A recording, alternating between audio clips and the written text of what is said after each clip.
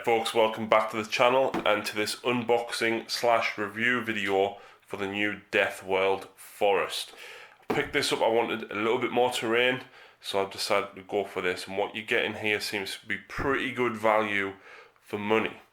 I have got the rules with us, so we'll also take a look at the rules as well, but firstly let's have a look inside. Oh, no sprues. I don't know if that's a good thing, but at least they're all bagged together, I suppose. So, there's one plant, that looks like the kind of seaweed one, whereas that looks like it's probably the fly trap one. Lots of the spiky bits there, and then I think that looks very much like driftwood, actually, like what you would get in an aquarium place. You know what, there's loads here, I don't even know what's what.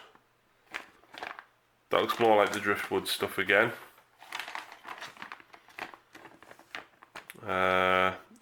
Eldrad symbol. And of course,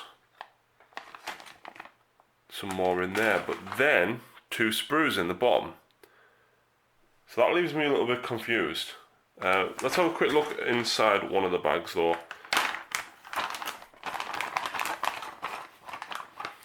And yeah, that's quite spiky. So it looks as though it's already been actually cut off the sprue. But you can probably see here, let's get that out of the way. It's quite untidy actually. I don't know if I like it being cut off the sprue already. The plastic itself doesn't feel like normal GW plastic. It doesn't feel too great. I mean, you know, this is going to take a long time to clean up. It's very, very rough. And I'm not a fan. I know some of the recent scenery, like the void shield generator and things like that, and in particular the armoured containers. A lot of people weren't fans of the cast of them, and I found they were okay, but they weren't bad. But if I'm honest,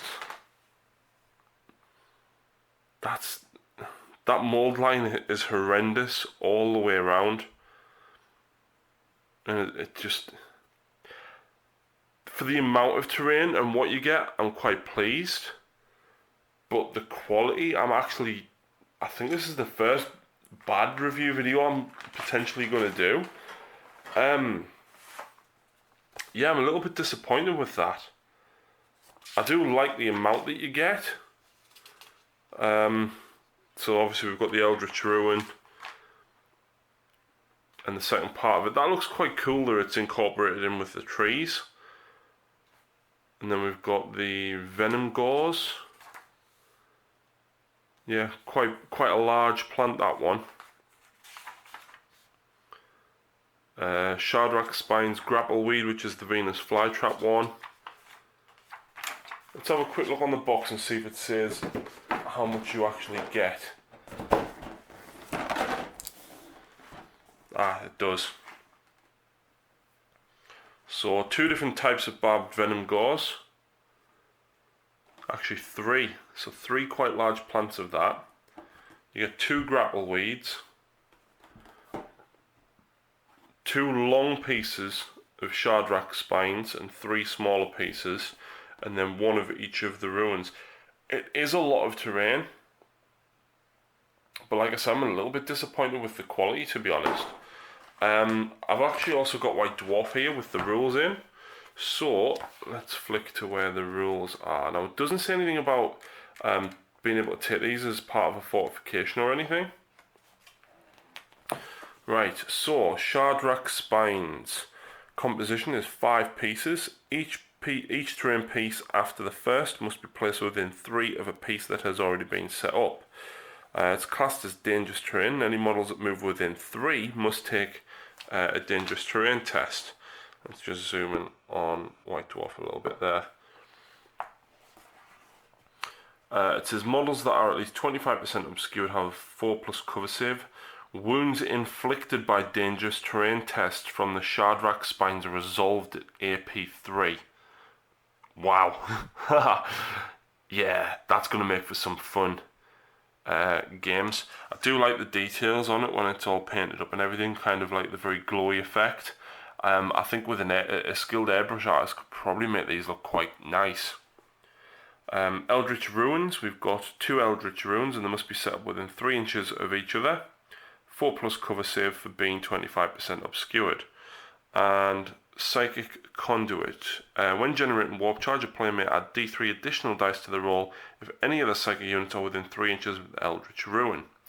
In addition, if your battle is using the Empyric Storms rule, one Psychic that is within 3 inches of the Eldritch Ruin at the start of the Psychic phase can attempt to harness its powers to amplify the raging warp storms. Doing so is a Psychic power that costs 1. If the Psychic test is successful, you can immediately generate an additional Empyric Storm event. If you are rolling to generate this event, re-roll any duplicate results generated in the same turn. I haven't used those cards yet, but I think that is very, very handy. It's nice to actually have some Eldar-shaped terrain for once, even if it is just 2 giant runes. So, we've then got the Barbed Venom Gauze. So let's have a look. 3 Barbed Venom Gauze up to 2 Grapple Weeds. Each Barbed Venom Gauze and Grapple Weed after the first must be placed within 3 inches of each other. Dangerous terrains must be taken if you're within 3. You get a 4+ cover save if you're 25% obscured. However, units roll 1 less dice when taking difficult terrain tests to determine how far they can move through the Venom Gauze or Grapple Weed. That is actually quite fun. At the start of each game turn, each Grapple Weed moves up to 2d6 towards the nearest visible non-vehicle unit, but will stop 1 inch away from units, buildings or other battlefield terrain. All non-vehicle units within 3 inches of the Grapple Weed then suffer 2d6 strength 4 with the poison 4+ special rule. Wow, that is...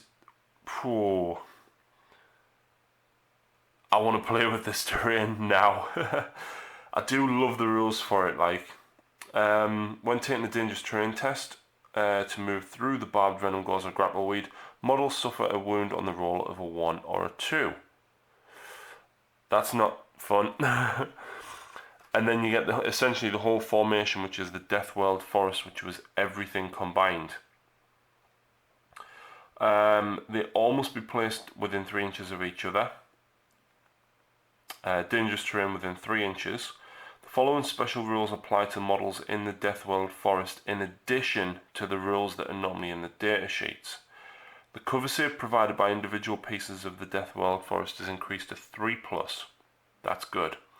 Subtract an additional 1 from any dangerous terrain tests taken by a model as a result of the Death World Forest. Ha! Yeah. A game table filled with this stuff is going to be brutal and nasty, and I dare say that one box would probably cover half of a 6x4 quite densely, because you are getting quite a lot in it. Let's have a look at that front. You're getting all of that. There's a lot of it there. And like I said, it's just a shame that the sculpt on it isn't as nice as what you'd expect from a lot of other stuff. But yeah, if you've used this in a game already, actually let me know how it plays out. Is it worth playing the additional rules? Does it make for an interesting game? I'm definitely interested to know, because I do like the idea of this quite a lot. But yeah, let me know what you think though, folks. So thanks very much for watching, and we'll see you next time.